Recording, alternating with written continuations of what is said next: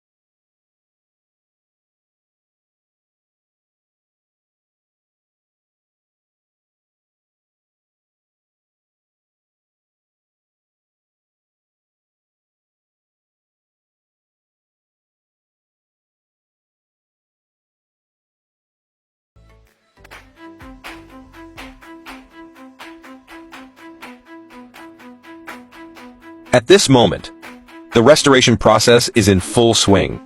The motorcycle's exterior was severely damaged, and the internal parts were quite old. The man spent a lot of time cleaning and rust-proofing the disassembled parts, repairing what he could and replacing the rest with new parts. Once everything was functional, he could spray paint it. Reassembling the motorcycle is a complex task, and he poured a lot of energy into it. If you can, please give a free like to support him. Thank you so much. Once this step is completed, he can repair the damaged exterior, making sure every detail is perfect. Finally, after installing the repaired shell, the restoration will be nearly complete. Now, let's take a look at the final result. On a scale of 1 to 100 million, what score would you give it?